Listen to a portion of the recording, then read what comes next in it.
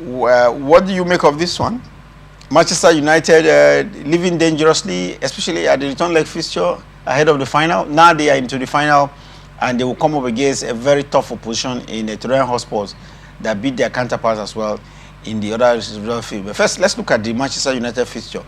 What could have been responsible for that lackadaisical performance, especially in the first half of that fixture? It was a poor defense, that led to the first goal for Atletico Bilbao. But then I think they were able to come back and correct their mistakes, to ensure that at least they make it count after heading into that game with that confidence of having won the first leg 3-0 away from home at Spain. So it was expected for that match to be more like a jamboree for Manchester United. But then there was earlier scare when the Atletico side scored in the first half to put more what seems more like a pressure on Manchester United. But then they had to hold on until the first half finished. Maybe the coach just went into the dressing room to talk to the players, give them pep talk, change their mentality. Come on, boys, we need to win this game. This is our only chance of making it to UEFA Champions League.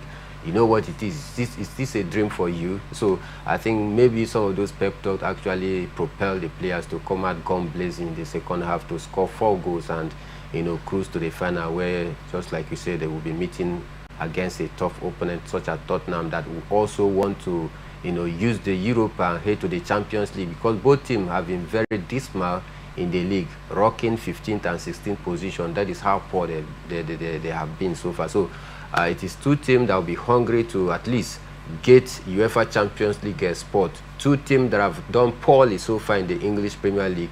2 teams that want to use the Europa as a means to revive and finish very strong in this. So I think it's going to be a very big final. But then first off, congratulations to Manchester United. And Manchester United, they are undefeated so far in Europe this season in Europa League. This semi-final fixture showed a whacking 7-1 scoreline between them and Athletic Club Bilbao. What do you make of it? Is that such a gulf between English and Spanish football? Atletico Bilbao beating 7-1 on the aggregate scoreline by Manchester United that has remained undefeated so far in Europe. Well, when you talk about golf in the golf in class about the English team and that of Spanish opener, I think these things happens once in a while because the Spanish opener, they've always had a better of the... They beat Bilbao 3-0 in Spain and come back at the Old Trafford in England, and it was 4-1. Yeah, it was a good show.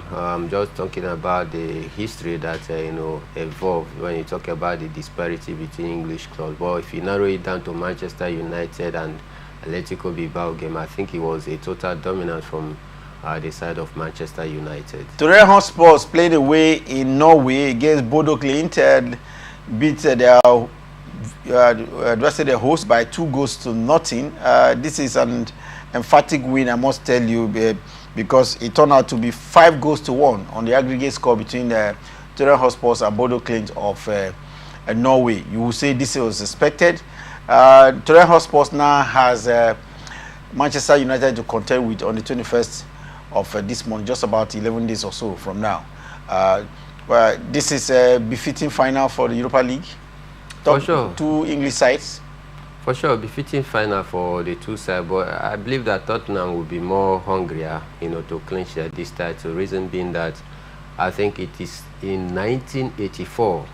That is the last time that Tottenham won any European competition. 1984 down to 2025, you can see how long it took them. Heading to the final, it would be a greater advantage for them to rewrite history, having gotten to the UEFA Champions League final in 2019 as well. So for me, I think it promises to be, a date with history for Tottenham, a date with destiny, a date with a whole lot of things. While Manchester United as well will also be hoping to rewrite history as well by, finishing their worst season in the English Premier League for 35 years, but yet still qualify for the UEFA Champions League. That is if they get to win it.